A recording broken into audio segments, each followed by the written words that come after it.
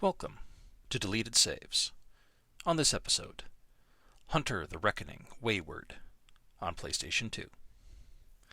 I've spoken before on the show about video games based on tabletop role-playing games, usually in the Dungeons & Dragons franchise universe. Today I will be discussing a game based on another game setting, one that deals with dark fantasy in the modern day. The topic for today is 2003's Hunter the Reckoning, Wayward. This is going to be a bit of an odd review, because this is a sequel to a game I have not yet addressed. But to give you the Cliff's Notes version, White Wolf, the company responsible for games like Vampire the Masquerade and the larger World of Darkness metaverse, were trying hard to get into the video game sphere by licensing their more viable properties as digital entertainment. I've already covered the PC release of Vampire the Masquerade Redemption, and many have heard of its spiritual successor, Vampire the Masquerade Bloodlines.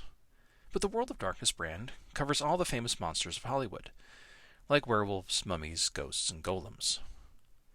Yet none of those have really lent themselves to digital conversion. However, with Hunter, the players take on the role of everyday humans who have realized that the whole fabric of society is a lie, and the world is run by those various supernatural groups, using humans as pawns and snacks. The realization comes not from vigilance, but from some outside force, tearing away the veil vampires have woven over life to hide, and said force gives you the magic powers to deal with it. So why am I talking about the sequel first? In short, because the release schedule for this game series is fucked up. There are 3 Hunter games that tell a loosely connected narrative in which the same group of 4 to 5 hunters hunts various monster of the week across about a decade of time. The first game was released on the original Xbox and Nintendo GameCube, the sequel was on PlayStation 2, and the third game was an Xbox exclusive. So, good plan, guys? I'm kidding, of course. You done fucked up. And since we are here in the PlayStation 2 period, well, here we are. Well, the last PlayStation 2 game I'm going to highlight is a single episode. What a game to go out on. But Hunter is a 1 to 2 player top-down brawler, sort of anyway, where your selected characters make their way through the damned town full of zombies, vampires, a werewolf, living machines, and ghosts.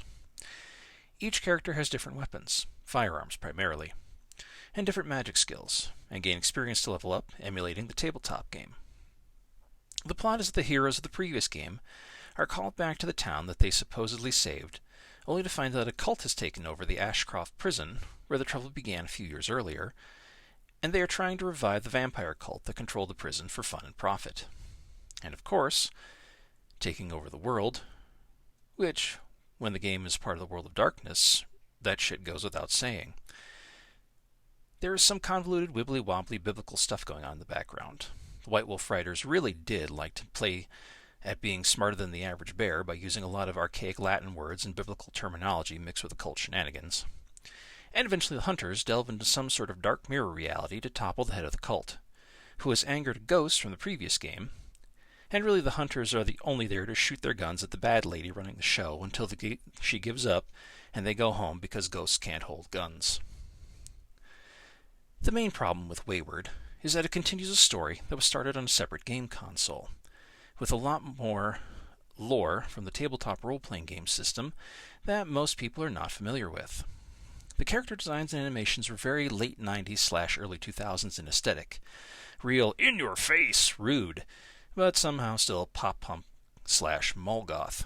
The kind of like turning the members of My Chemical Romance into vampire hunters. Releasing the sequel to a previous title on the most popular game console of the early to mid-2000s was a great move, but the developers or license holders never ported the previous title over to help tell the story, and certainly did not include any of the lexicon of what the fuck the characters are talking about or even referencing. And it is coming from the writers of a tabletop game that was trying to rival D&D, by that time owned by the same people who made the Magic the Gathering card game, and D&D was quickly rising to be the 800-pound gorilla in the game room. Wayward didn't stand much of a chance in that way. Which is also what happened when critics got a hold of the game. Wayward was not well liked, receiving middling reviews at best, mainly criticized for reusing assets like the same battle arenas over and over, and revisiting the same areas again and again, as well as only having 2-player co-op where the previous game had 4. The visuals were muddy, and for most of the game meant to be slaughtering scary monsters was not very impressive or frightening, looking like a bad port of Gauntlet but with guns. And if you've been wondering what a Wayward is or why it's important, well, hell if I know.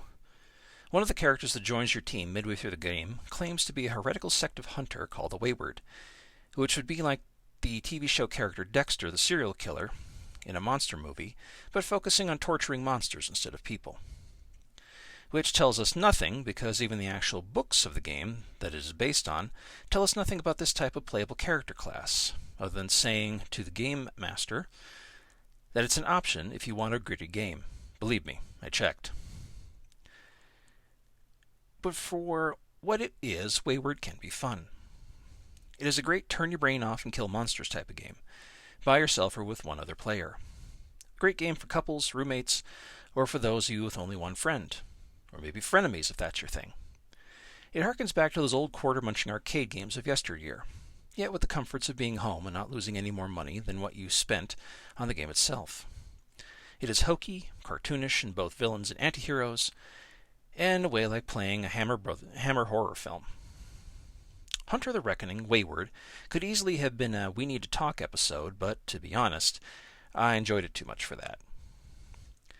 Just don't try to think too hard about the plot, or references, or what may have happened in the previous game that is affecting what you're playing now, or anything really. The tabletop game this video game sequel was developed from was just a long con by a bunch of lonely, overeducated, homely guys trying to score with goth chicks at Gen Con after all. Just shoot the digital monsters and go on with your life. Your vampire overlords like it that way. Thank you for listening.